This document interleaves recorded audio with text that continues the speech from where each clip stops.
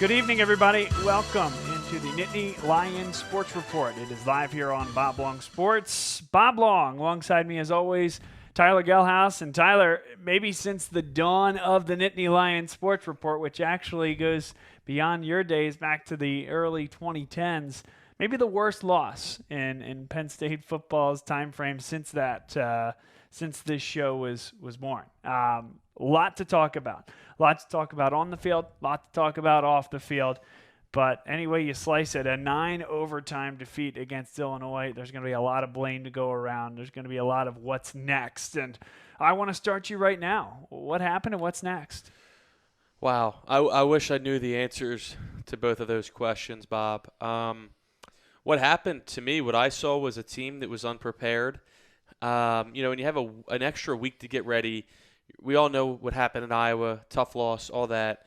An extra week to get ready, an extra week for Sean Clifford to get healthier. He obviously wasn't 100%. But just disappointing overall. The fact that you held in Illinois, a terrible Illinois team, to under 40 yards passing. They ran all over you with their backup running back. And you could only manage to get 10, points in regulation points before going to overtime. And you had 3 takeaways as well. And it doesn't add up. Something's not right. They weren't prepared. I don't know where their head is. It starts with the coach. Who knows where his head is? I mean, we heard him yesterday on the Tuesday press conference saying, we're going to the Big House this weekend, which is incorrect. And it's okay to get that confused with the horseshoe. I mean, I guess that I could see where he's coming from there. But then he's saying, when they bring up LSU, USC, his whole agent thing, he goes, I'm just focused on Illinois this week. And it's like, well, Illinois was last week. So he's just maybe we found the problem. Fumbling his words a little bit. Just people start looking into that. And then you're thinking, okay, well, it doesn't seem like he's really prepared. Like where his head's not in it, it appears to be. The team's head probably isn't it, the players. So I think that's what you're seeing, and I think that's a performance that you saw in the field. I'm not going to say that he lost the locker room or anything like that, but it certainly feels like it's going in that direction, and I hope it doesn't get to that point, but that's what it's looking like right now, and it doesn't get any easier this week. Yeah, I mean, let's talk about Illinois for just a minute. I do mean Illinois, by the way. It's easy to get those two teams mixed up. That game, Penn State played against Illinois, my number one takeaway was actually about Taquan Roberson. I mean, there's a lot of ways you could go with on-the-field stuff. Sean Clifford, he didn't look good. The run defense wasn't great. What was the impact of P.J. Mustafa? Right. But truly, seeing how poorly Sean Clifford played, and that's nothing against the kid, right?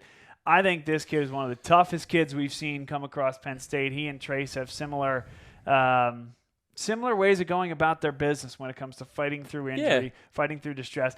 I think he put a Herculean effort out there to try to go play that football game. But what that tells me is how poorly and ill-prepared Taquan Roberson, or maybe just incapable, I don't know. Right.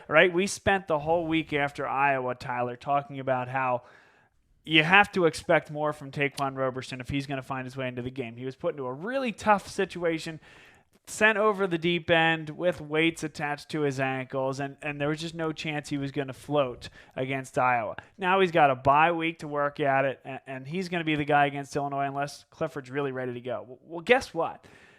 James Franklin not only saw those 4 quarters worth of Sean Clifford, but also saw him in the days leading up to that in practice and decided this is a better option than Taquan Roberson. That's a huge indictment, if you ask me, on the rest of the quarterback room. Yeah, and as you know, the quarterback room only has 3 scholarship quarterbacks as of now, with Christian Veillere being the 3rd and a true freshman at that. So it'll be interesting to see moving forward. I mean, there is no confidence in that quarterback room, obviously, behind Sean Clifford right now. And, you can't really expect much of a true freshman that didn't have a senior year of high school to come in and be, ready to go. Taquan Roberson, a little bit of a different story. You think his 3rd year now in the program would at least be a serviceable backup. It just doesn't appear to be the case. And, Yeah, I guess you can call it a 50 to 75% Sean Clifford is what they picked over 100% Taquan Roberson. I don't know. Did it backfire on him? I don't know. It sure looks like it could have. But again, a lot of these issues are issues that I saw early in the season, that you saw early in the season, the running game, the offensive line, and here we are. I mean, 2-game losing streak, losing to arguably the worst team before that game in the Big Ten in Illinois. And, I think we're starting to see the impact of injuries, and guys out for the year on the defensive line are really starting to take a hit. It is. And this was an Illinois team, Tyler, that was more physical than Penn State. No other way to put it. And arguably, honestly, much less talented, but they were just a more physical team on both lines. Yep. And at the end of the day, it doesn't matter. They only threw for 40 yards, maybe not even, but they got the job done on the ground. Penn State had no answer, which, I don't understand how you can't find an answer. Just load the box, dare them to throw. But 3 takeaways and only 3 points to show it off of those 3 takeaways, that's tough. Yeah. No matter who you're playing. I agree, and I think we can talk all day about the defense and how poorly it played. It did play poorly, but it did give up only 10 points. Exactly. Especially the pass defense was fine. It was just they, for whatever reason, right from the start, they could not stop the run, and you had to have known that that's the route that Illinois was going to go. Sure. Yeah, they have a decent running game, a physical overall, team. both sides of the ball, it was just from top to bottom, coaches to players, offense to defense. It was just, as you said, since you started doing this show 10-plus years ago, this was the most disappointing loss I personally remember. And there have been some disappointing losses. And something about a James Franklin team coming off of a loss that does not resonate well for the next game. Yeah.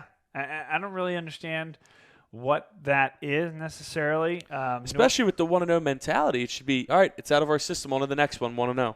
Right. But it doesn't appear to be that, at least within the last couple of years. It's like I think back to the Ohio State loss in 2017, and then they went on the road and had the weather delay loss at Michigan State, which you had no business losing that game. And just makes you think, I don't know, after a bye week and then Illinois at home, it looked like a great recipe.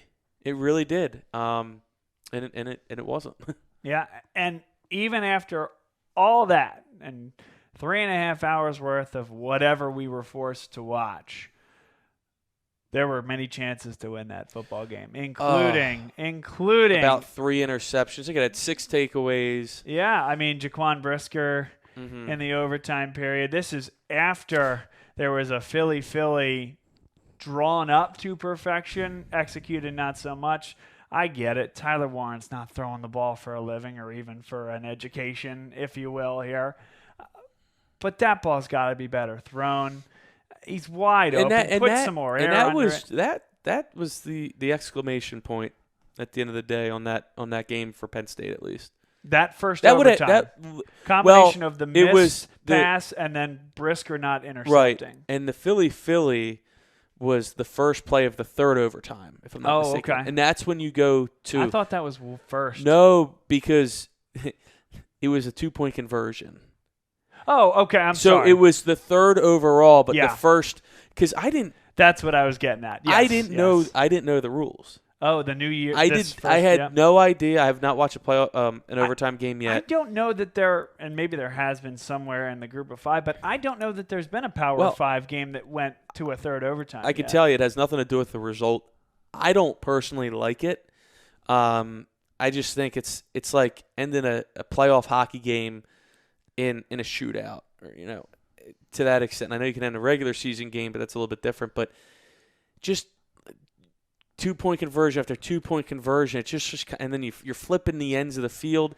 It just didn't feel like real football. And however the game was going to end, it didn't seem right. Yeah. But I was not a fan of it. I think the old way was just fine.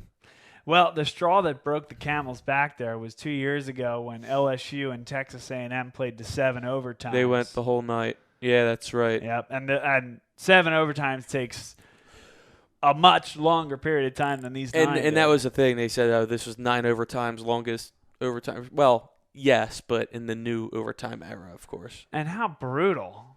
were those overtimes and those 2-point attempts. And then Illinois' quarterback gets hurt. Then the backup actually comes in and wins it for him on a pass. The attempts were terrible. The play calling, I don't even. It was really, really hard to watch.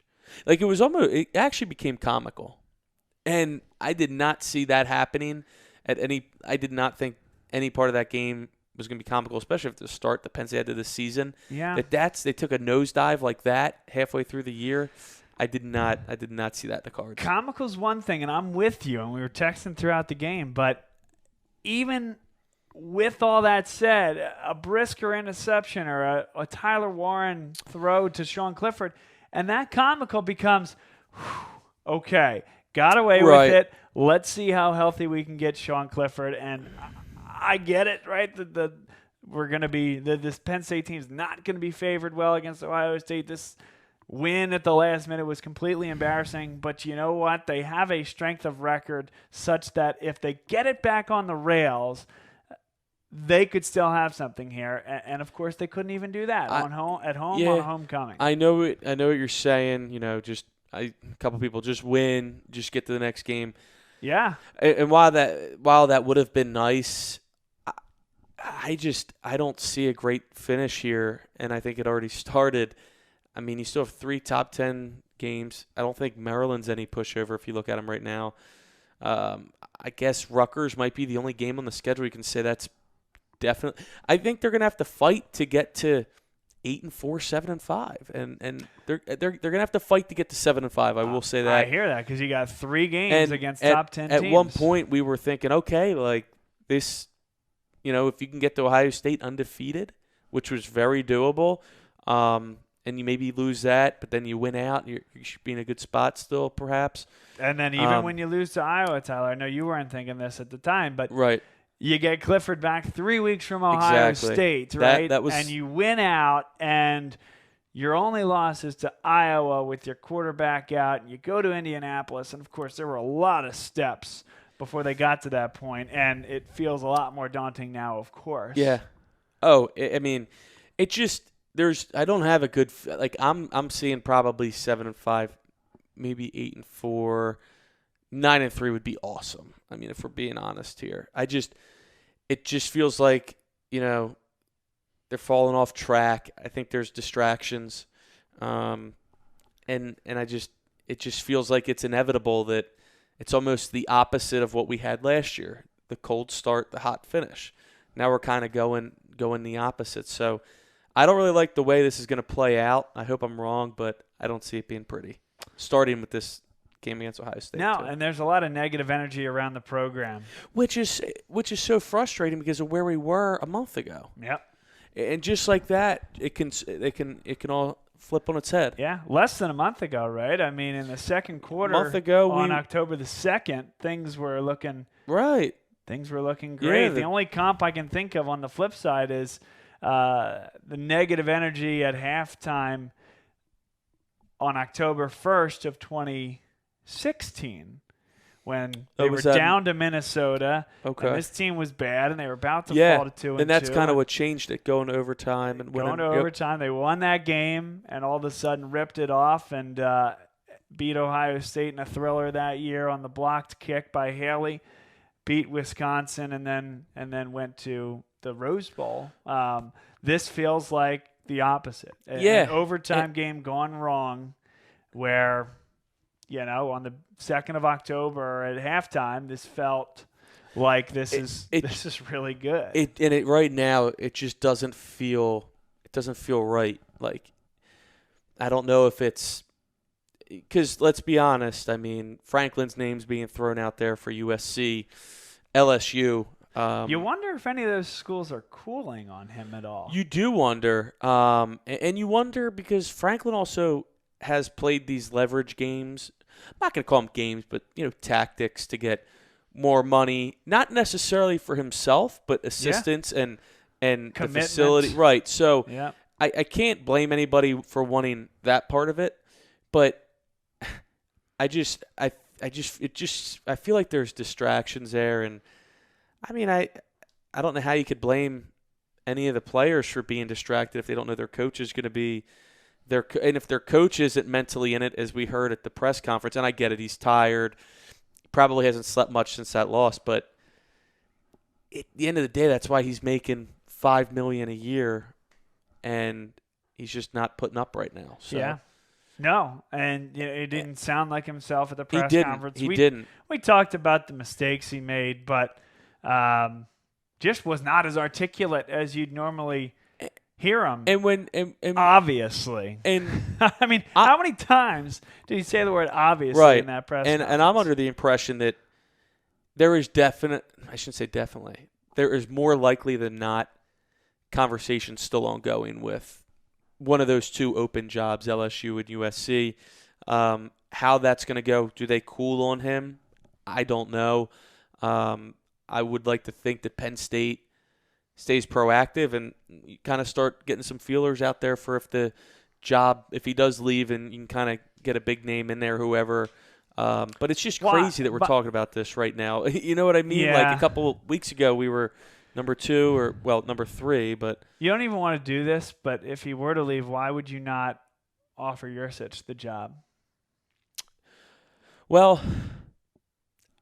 that's a good question. Maybe because he has not been a head coach at this level. That would be one reason. Reason number 2, the offense hasn't looked great, at least the last couple of weeks. Without Clifford, I think the cupboard's bare, and he's a guy who's, Franklin's a great recruiter. Even with Clifford, though? Yurcich, Aller is Yurcich's guy. Well, okay, so that's the other thing. That's where it gets tricky, especially with the recruiting, because it's been such a good class, and a lot of times they fall apart with coaching changes. Obviously, Drew Aller would be the one you don't want to lose.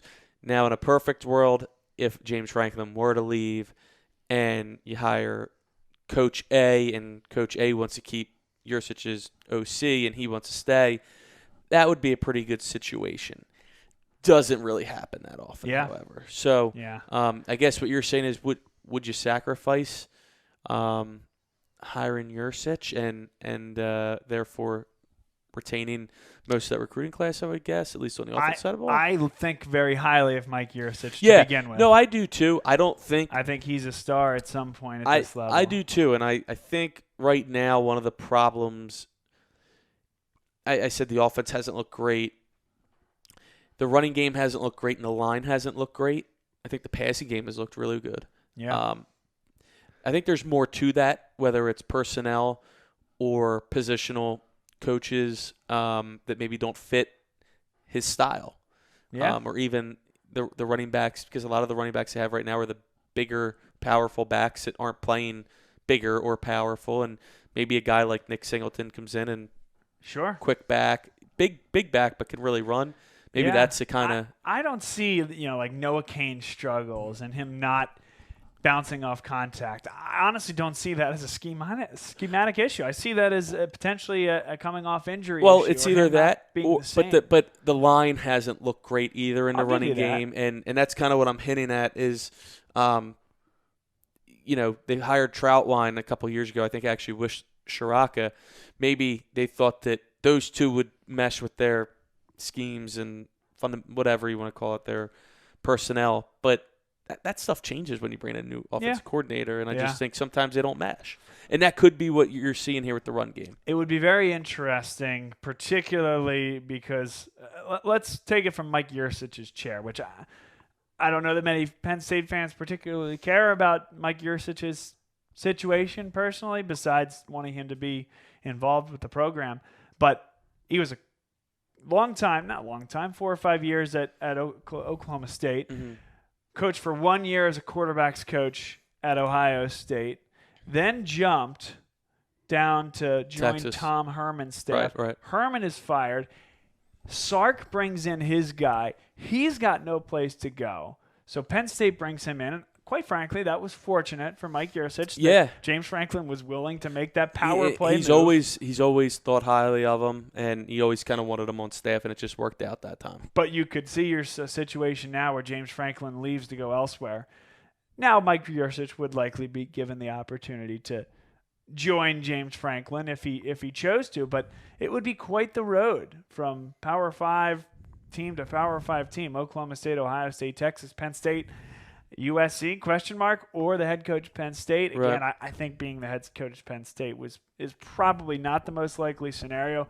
It might be something that I would consider, though, if I was in Penn State's shoes, if I was in Sandy Barber's shoes. Right.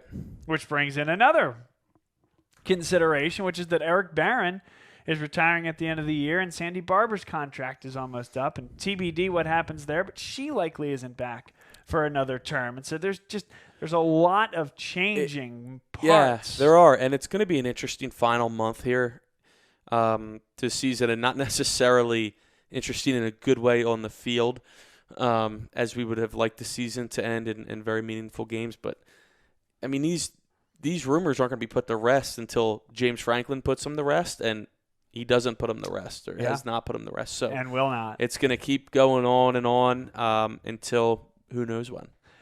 We talked about this a little bit offline, but let's talk about it now, only because you mentioned his name. That's Drew Allar. So next year, Sean Clifford and Penn State both have a mutual decision to make, and certainly either one of these parties can nix the possibility. But Sean Clifford can come back for a 6th year. We've talked about the NIL, name, image, and likeness, and whether if he's not really in a position to be drafted highly or at all, or maybe would be a free agent pickup after the draft from an NFL team. Okay, that compared to becoming like a Kenny Pickett type guy next year at Pitt and the marketability that comes with that from a name, image, and likeness perspective. Could he make more money, or could he be better off coming back for 1 year and then considering the NFL after a nice year? I don't know. Not only his decision, though. That could be Penn State's decision. But if he doesn't come back, Taquan Roberson, who's to say, probably not a part of the long-term situation going forward. Christian Veilleux, don't really know much about him. And then 2 guys that are much more highly rated than Veilleux coming in, and Drew Allar. And let's not forget about Bo Prevula, who might be the best quarterback in the state of Pennsylvania, both from a prospect perspective and how he's performing this year at the high school level. I don't know. And we talk about McCord a lot, and you said offline, hey, listen, I'd rather have Allar than McCord. That's the situation. Are Penn State fans, or would a Penn State coaching staff be comfortable putting a true freshman Allar or Prevula out there at quarterback? Because short of a transfer portal, and that's an option, or Sean Clifford returning, that very well may be your best option next year. Yeah, I would agree, and I would say if Drew Allar stays committed here, he would probably be the guy over Prevula. He just a little bit more ready to go right now. I think Prevula actually still has he might have to wait a little bit, but I think that he could still have a pretty good career at Penn State. And could play a different position. He could. He's very athletic in that aspect. It's going to be really interesting, and we've been saying this for a while, but now it's even getting more interesting with how the quarterback room could shake out next year. I mean, we went from saying, I wonder if a transfer is going to come in, to which one of our 2 guys are going to, Sean Clifford, and does another quarterback transfer out. There are so many different options here.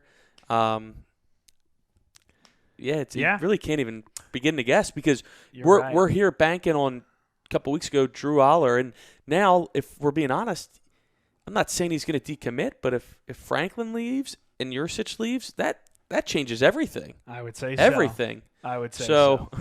It'll be interesting for sure. I don't know that Prevula necessarily would decommit, but I think Allar quite possibly could. Yep. And that would really be unfortunate, just because it seems like Penn State may have finally found their guy at quarterback that they've been looking for pretty much forever.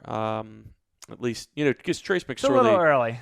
Well, Trace McSorley wasn't the highly rated number 1 quarterback in the country. It worked out for Penn State. No, and the guy right before him, it didn't work out. And I know he's not – Drew Allar isn't Christian Hackenberg. Right. But yep. There was that type of enthusiasm for him coming in that recruiting class. When it comes to Clifford, you mentioned it, and I didn't even bring it up, but you're right. He could pull an Antonio Shelton, where you exhaust your eligibility, but you have 1 more year because of COVID. And you could transfer to another Power 5 school. I didn't necessarily see that coming with Shelton. seems to have worked out for him. Yeah, I didn't either. Right. Sure would have been nice to have him on the defensive interior line right now. Mm-hmm. But you're right. Clifford could choose to do that and could choose to go to a different type of offense. He's going to have some good options. I mean, he's either going to get to come back to Penn State, capitalize on NIL. He's going to get to go for the NFL, try out for the NFL, get drafted hopefully, or transfer somewhere else and probably get an NIL deal there. So there's much worse options and possibilities, but he's in a pretty good spot, I'd say. He is. The only thing as well is he has his brother Liam on campus, and that could be something pulling him back for one more year. Again, it's not just his call, though, Tyler. Right. It's Penn State's call as well. Exactly. Yep. So, I don't know. I keep throwing the McCord line out there. I there's nothing to it other than I know he was interested. It would make sense. Before he committed to Ohio State. Right. And it was an offensive scheme issue. Well, guess what? Mike Yurcich was the quarterback's coach when McCord was a junior. Exactly. So he committed to Mike Yurcich and Ohio State. Not Mike Yurcich exclusively, but Mike Yurcich and Ohio State. That was a part of it. And now you got 4 quarterbacks in there with freshman eligibility at 5 stars coming out of high school. Something's got to give. Crowded room. Good problem to have, too, for Ohio State. Yeah, and again, there's nothing that I think you were hearing to that end. It's just something that I think would make sense. It would, and crazier things have happened. Nothing would surprise me anymore, especially with the transfers. How you don't have to sit out and all that. And I think it's good. I think it's good for the game to a certain extent, but a lot of coaches aren't going to like it pretty soon when their depth chart is taking a massive hit. Yeah, but they get paid the big bucks. Boy, this has been a wide-ranging discussion, huh? We haven't even talked about Ohio State yet. No, and I think it's probably time. but everything from this Penn State defense struggling against the run to the offense not producing, the turnover battle not coming in their favor, a referendum on Taquan Roberson, a question about Sean Clifford, a question about James Franklin's future. What would Mike Yurcich's role be? Who can they bring in the transfer portal? And would Sean Clifford return for a 6th year? Boy, it's a good start to the podcast there. Something to think about. Wow. That's a lot, and we haven't even talked. And as we just said, I'm just hoping that Saturday night doesn't get ugly. Yeah. Because I think it has the feeling of that right now. I think so, too. Listen, you're traveling to the shoe, not the big house. Turn around and come home. Yeah. If you're going to the game. Yeah. I mean, listen, C.J. Stroud is playing on another level right now. Fringe Heisman. We're not even fringe, but in the mix for a potential Heisman Trophy with a good second half of the season here. Ohio State right back in the mix and certainly the favorite out of the Big Ten to make the college football playoff. And it seems like when they lose a game early on, they're actually better later as the season goes on. And you compare that to losing your first game against Iowa and then dropping one to Illinois. Right, exactly. They catch fire. They're hitting their stride. C.J. Stroud, you mentioned, is playing really well.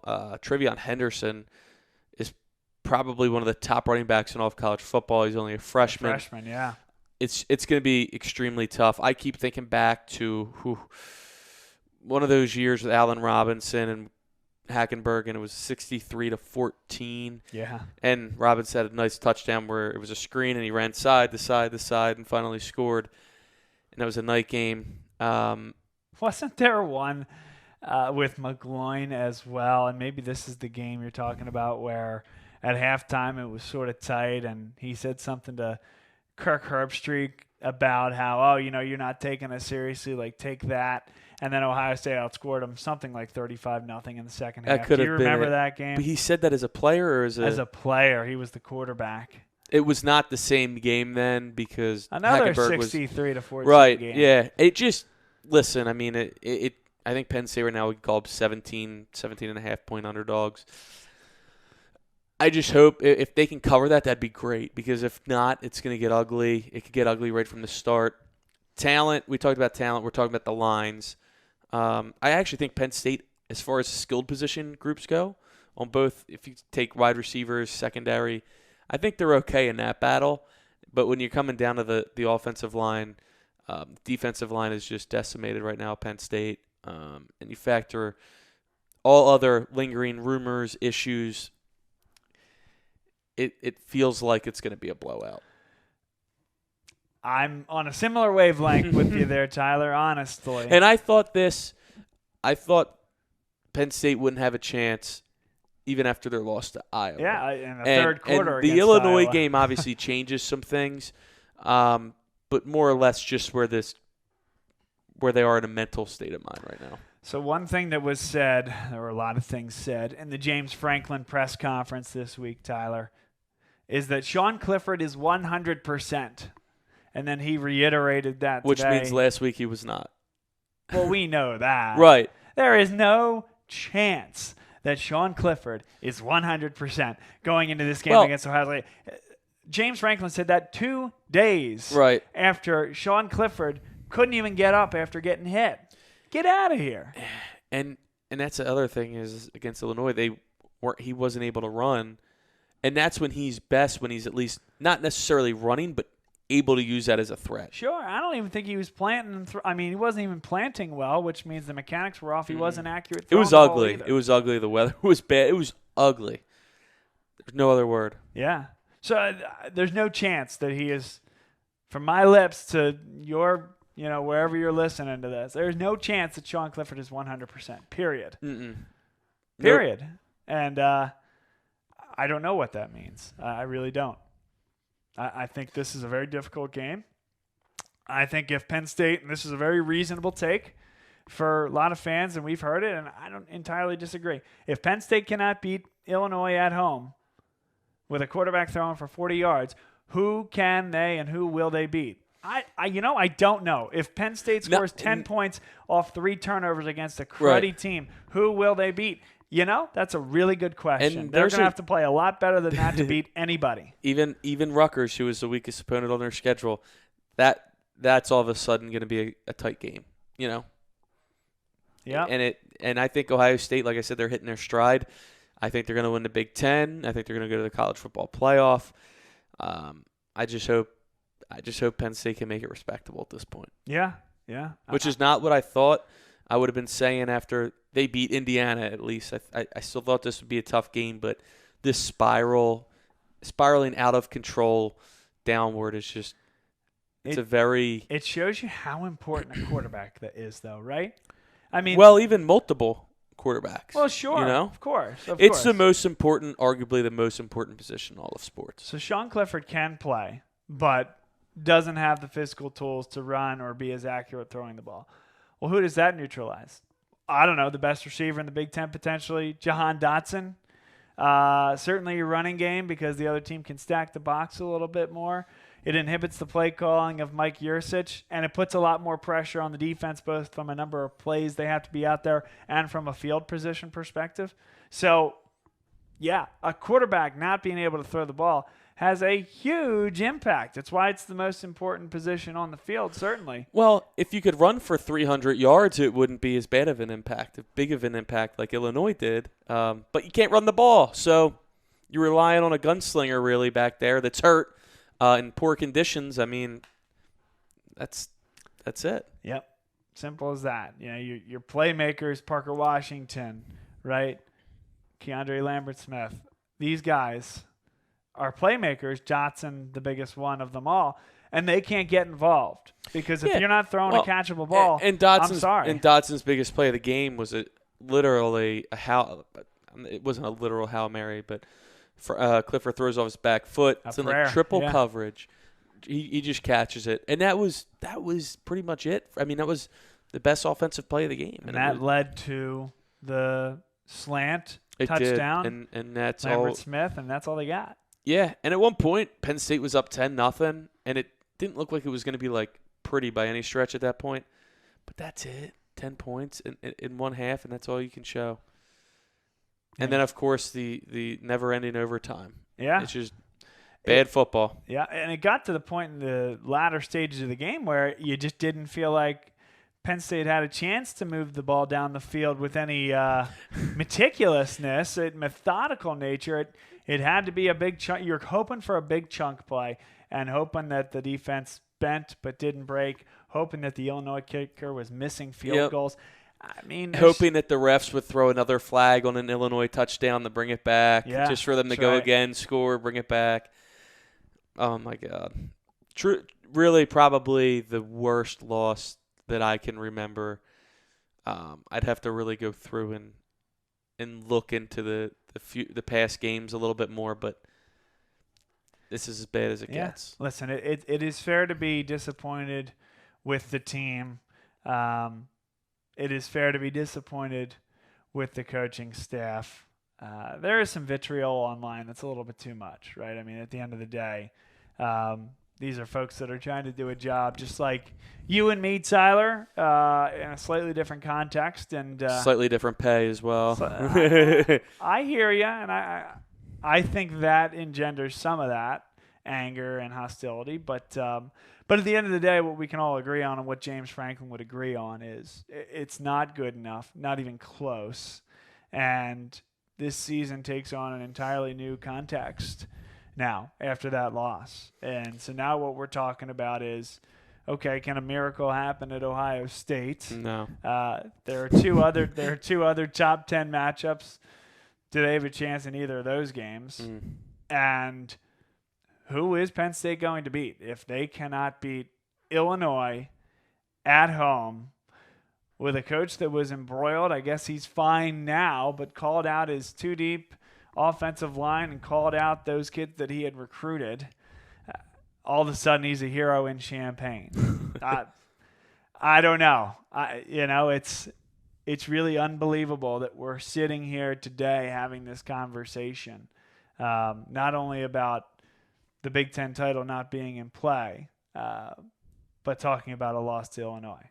And it is a 7:30 game, ABC, and for Penn State fans, it'll be over 7:45. Listen, what Ohio State's done really well against Penn State and just about everybody else, by the way, they've come out and they've punched Penn State in the mouth. And they're going to do it again. That's what they're going to try to do again. You know, they get the ball, they get the running game going. They started with a jet sweep on the first or second play last year during COVID. Took it either to the house or to the 1 yard line and scored a play later. Oh, my God. Really, from there on, Tyler, that game was over. I mean, running downhill, Ohio State played great football. I would expect the same thing from Ryan Day. I think Ryan Day is one of those coaches. I'll take Ryan Day over Urban Meyer any day. We talked about that last year. You know, maybe now that opinion is a little bit even more right. Yeah. But Urban Meyer, for everything that he did, I felt like he didn't get enough out of his talents, which is, I guess, a corollary to the way a lot of Penn State fans feel about this particular coaching staff. But I felt that Urban Meyer didn't get as much out of his talent. Granted, BCS and college football playoff titles to boot, no doubt. But this Ryan Day-led team has been blowing out Penn State at every opportunity. They have been more convincing and a higher margin of victory against Big Ten opponents than they had in the years of Urban Meyer.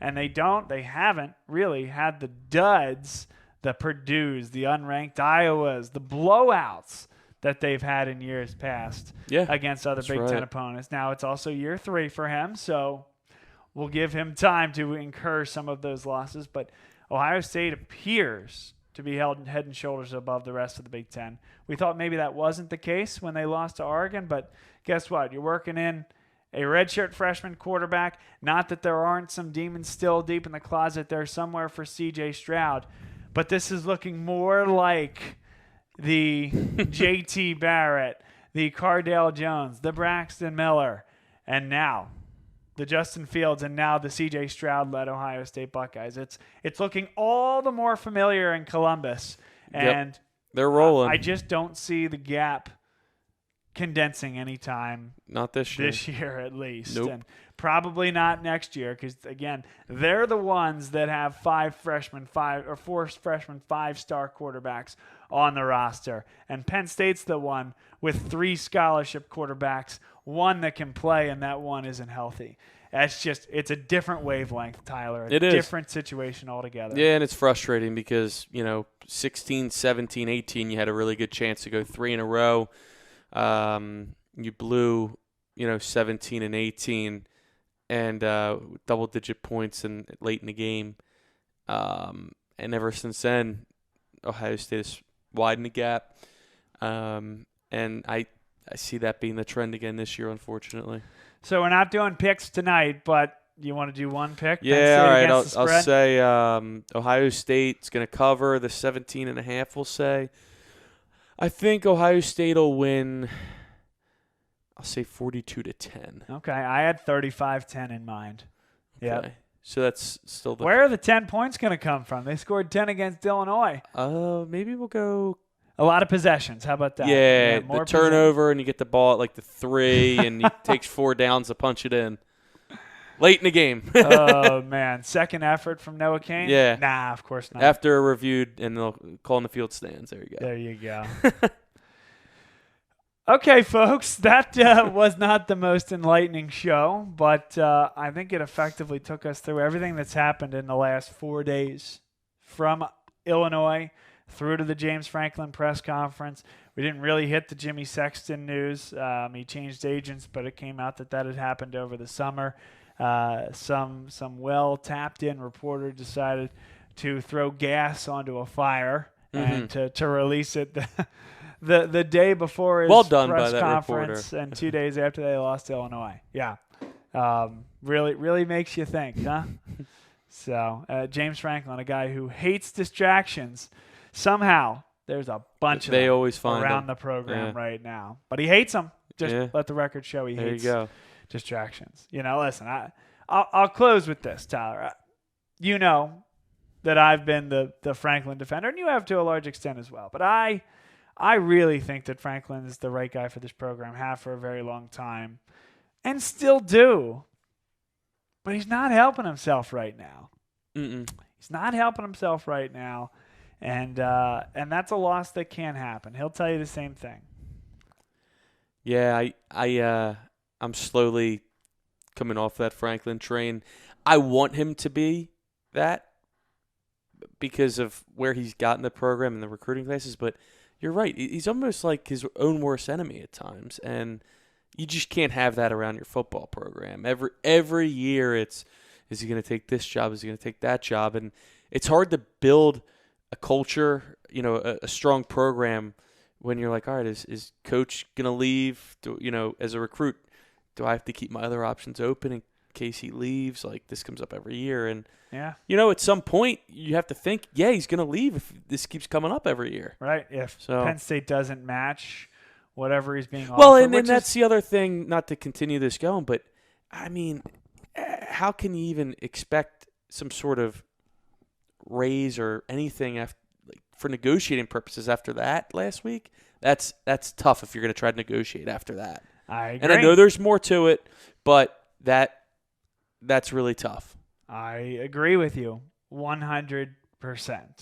It's a difficult situation, and it's difficult for somebody like USC and LSU to convince their donors. So that it's going to be extremely interesting to see how this plays out the next couple weeks, months, however long.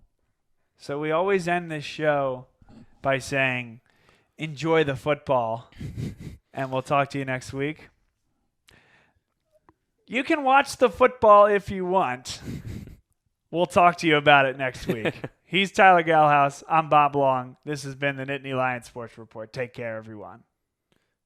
Dunphy Ford is Mayfair's neighborhood Ford store. Nobody knows your neighborhood like Dunphy Ford. Nearly 40 years. Right here on Frankfort Avenue. Generation after generation. Our neighbors continue to be our customers. We have access to the cars and trucks you want with financing you need. Dunphy Ford is Northeast Philly's first choice for America's #1 brand. 7700 Frankfort Avenue in Mayfair. Online at www.dunphyford.com. Come experience the Dunphy difference. You'll be glad you did.